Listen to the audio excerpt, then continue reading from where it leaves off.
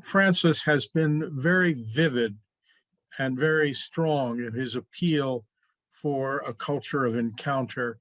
And by that, I think he means he genuinely believes that coming out of his Christian faith, out of his faith in the gospel, in his faith in Jesus Christ, which is a very distinctive commitment to Christianity, out of that distinctive Christian commitment comes a call to embrace the wider world and the wider community. He not only sees Christianity as a source of promotion of the unity of the human family, rather than as a force of division, but he walks the walk as well as talking the talk. His interaction with non-Christians has been quite extraordinary. For example, he has had very close collaboration with the Grand Imam of Al-Azhar, the leading mosque and leading university of the Sunni Shia world, the Sunni Muslim world. And he produced a document with the Grand Imam of Al-Azhar on human fraternity. And he's interacted with him in a very vivid way that is really quite remarkable. To get the Pope working in collaboration with a major leader of the Muslim world is something very much different from what would have been the tradition, say, of the Crusades, where Christianity saw Muslims as adversaries. Pope Francis sees Muslims as collaborators, as those he wants to cooperate with, those he wants to work with, not against. And this is a very vivid example of him trying to promote this culture of encounter, this culture of dialogue, this culture of unity among the human race. And he does it as a leader of the Christian tradition, but his Christianity doesn't separate him from non-Christians, it unites him with non-Christians in a very vivid way. And I think this is a very remarkable achievement and a remarkable commitment on the part of Pope Francis.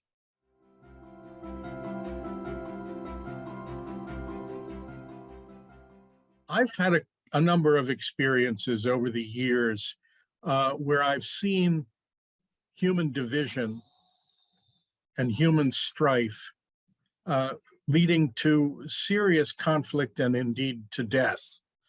I've had a couple of experiences that are quite vivid in my imagination and in my memory.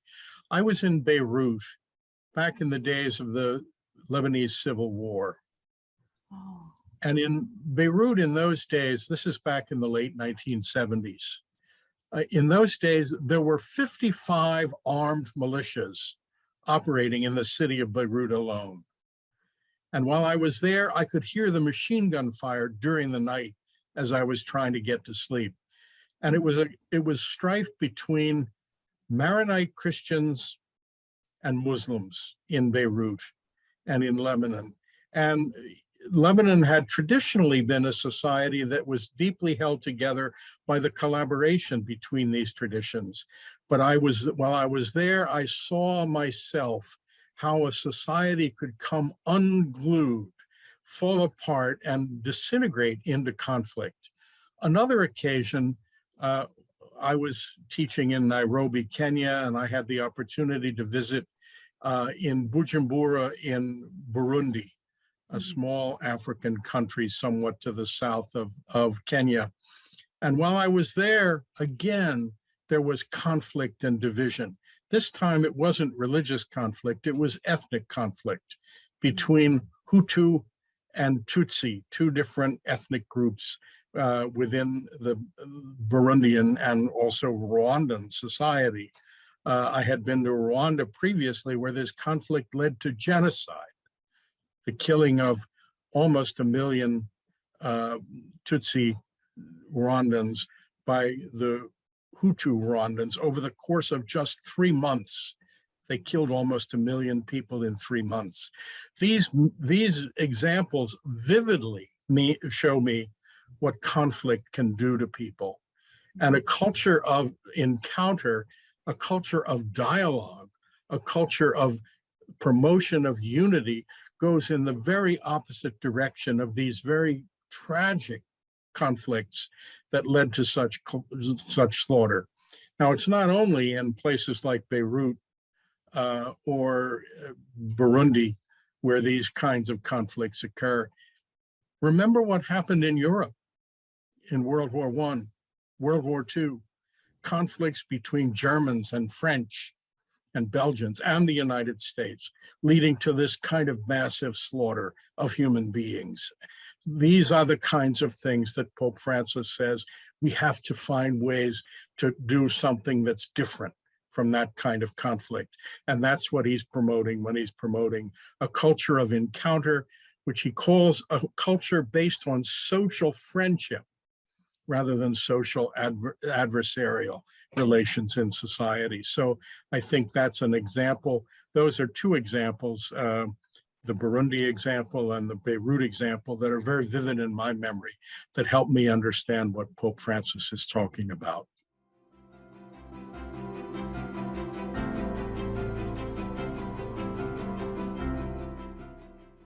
Well, I think that one of the things that we're involved in the university world, especially within Catholic and Jesuit universities, is the effort to bring Christianity into dialogue with the larger society and the larger culture that we're living in. This is something that we do. I teach at Georgetown, and the Georgetown student body is by no means all Catholic.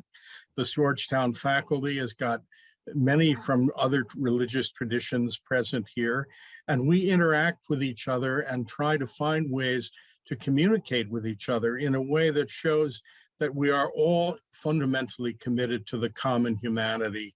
That is what human learning should be leading us to. We talk about humanistic education.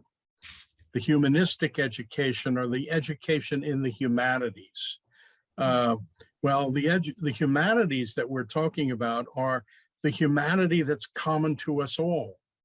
And how can we find a way to help young students here at a place like Georgetown University or any other universities? How can we help students come to recognize both the distinctiveness of their own traditions, the traditions they come from, whether they be Christian or Muslim or Jewish, or secular or Marxist or whatever tradition they're coming from? How can they come to recognize that they share something fundamental in common with those who are interacting with them in the classroom, in the laboratory, in the research center, wherever? How can we dialogue with each other in a way that builds on our strengths of our traditions, but also encounters those and learns from others? We have a lot to learn from those who are different from us. And that's what a university is trying to do. And it's one of the experiences that means a lot to me as a Jesuit educator, to find ways to enhance that learning that takes place across traditions. So that's something that means a lot to me very personally.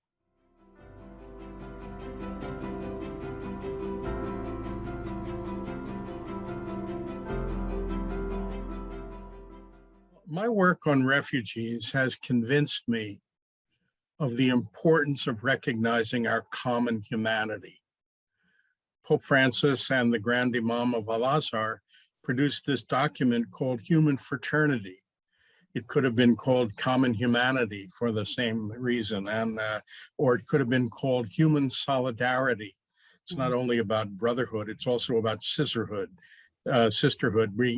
solidarity between all people. And my work on refugees, I've spent a lot of time I've spent some years and times teaching in Africa, and I became very engaged with the issue of refugee displacement and forced migration, because there's so much of it taking place as a result of the conflicts in Africa.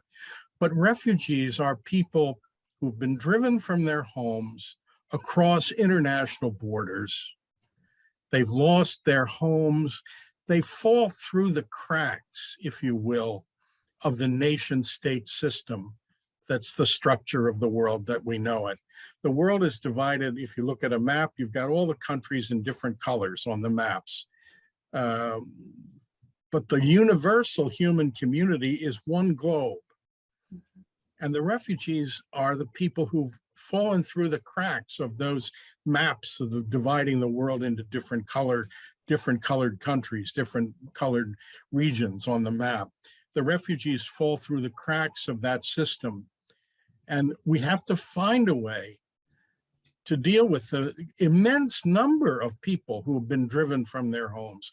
Today, the number of forcibly displaced people in the world is greater than it's ever been in human history. We're up to 82.5 million forcibly displaced people. That's 1 out of every 100 people on the face of the earth. 1 out of 100.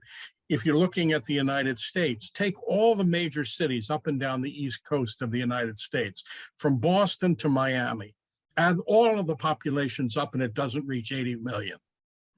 It's more people than the major cities of the East Coast of the United States have no home because they've fallen through the cracks. We have to find a way to deal with that. And that means addressing the causes of that migration and forcing of people from their homes. It also means bringing people into dealing with the cultural conflicts that are causing that division and that displacement. It means dealing with the political conflicts that are causing so many people to be driven from their homes. It means addressing the religious conflicts that are driving people from their homes. So if we see this question of creating a culture of encounter from the viewpoint of refugees, it's not an abstract issue at all. It's very concrete. It has to do with life and death for 80+ million people in the world. So we have a really great challenge before us. And I think it's a very important challenge that we find ways to respond to this. And I'm very grateful for the leadership that Pope Francis is showing in leading us forward to say we must address this question.